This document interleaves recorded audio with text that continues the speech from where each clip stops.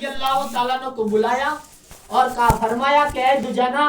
تو ہر نماز میرے پیچھے پڑھتا ہے، میں امام بنتا ہوں اور تو مقتدی بنتا ہے، لیکن ایک فجر کے اندر تو دعا وغیرہ نہیں مانگتا ہے اور جلدی چلا جاتا ہے، اس کا ریزن کیا ہے، اس کی وجہ کیا ہے؟ تو حضرت دجانہ رضی اللہ تعالیٰ عنہ عرض کرتے ہیں کہ یا رسول اللہ صلی اللہ تعالیٰ علیہ وسلم، میں گھر اس لیے جاتا ہوں کہ فجر کی نماز پڑھ کے کہ میرے گھر کے پاس میرے پڑوس کے اندر ایک غیر کا گھر ہے، یعنی ایک ہندو بھائی کا گھر ہے جس نے اسلام قبول نہیں کیا، اس کا گھر ہے، لیکن اس کے گھر کے اندر ایک درخت یعنی ایک پودا کھجور کا لگا ہوا ہے اور اب کھجور پکنے کا موسم ہے اور مدینے کے اندر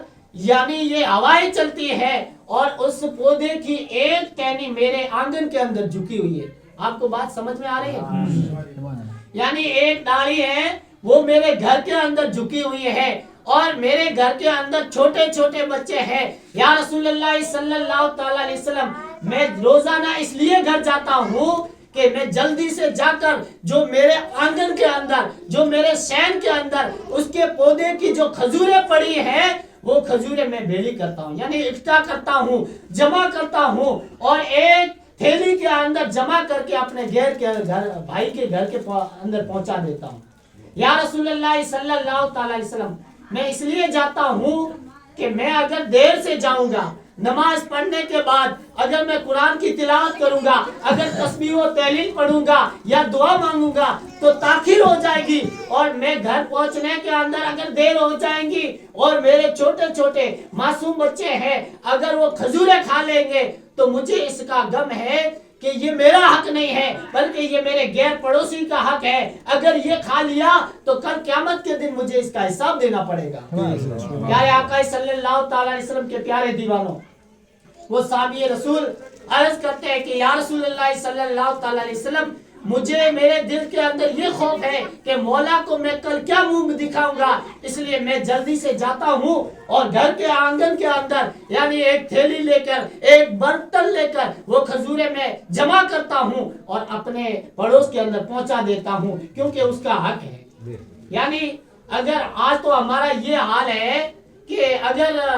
کسی کی زمین ہے تو ہم ہڑپ کر دیتے ہیں، بھائی کی زمین کے اوپر ہم چھوڑتے نہیں ہیں، ہڑپ کر دیتے ہیں، لیکن ان کے اندر ایمان تھا۔ آج ہم کیا کھا رہے ہیں وہ ہم کیا جانتے ہیں، ہمارے پاس پیسے کس طریقے سے آتے ہیں ہم غور و فکر نہیں کرتے۔ پہلے کے زمانے کے اندر اگر دودھ بھی آتا تھا، اگر اپنی بکری کا دودھ بھی پیتے تھے تو وہ خیال کرتے تھے کہ یہ بکری کہاں سے چر کر آئی ہے، کسی غیر کے کھیت کے اندر تو چر کر نہیں آئے ہے، چارہ کھا کر تو نہیں آئی ہے، لیکن اتنا پرہیز کرتے تھے، اگر وہ زہر بھی پی لیتے تھے تو بھی اللہ اس کو کوئی تکلیف نہیں پہنچاتا تھا۔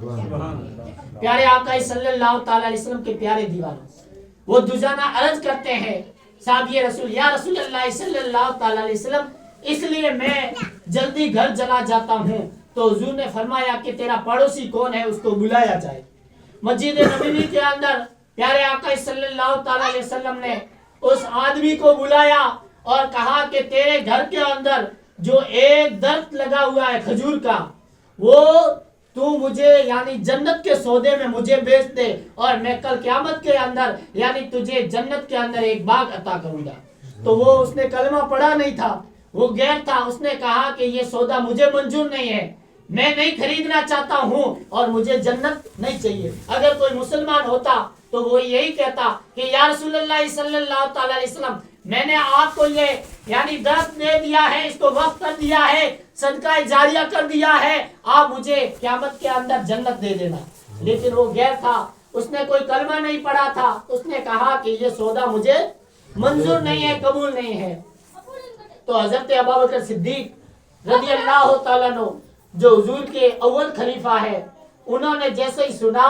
تو آپ اس کے گھر جاتے ہیں، یعنی اس پڑوسی کے گھر جاتے ہیں اور اس سے کہتے ہیں کہ اے پڑوسی، اے غیر آدمی، جو تیرے گھر کے اندر ایک کھجور کا درخت ہے وہ تو یعنی مجھے یعنی دے دے اور میں تجھے اس کی رقم دے دیتا ہوں۔ تو حضرت ابوبکر صدیق رضی اللہ تعالیٰ عنہ نے جیسے ہی یہ کہا کہ یہ درخت ہے، اس کی رقم تو لے لے، اور یہ درخت مجھے عطا کر دے. یعنی مثال کے طور پر اس پر جو پھل فروٹ آتے ہیں اس کا حقدار میں ہوں.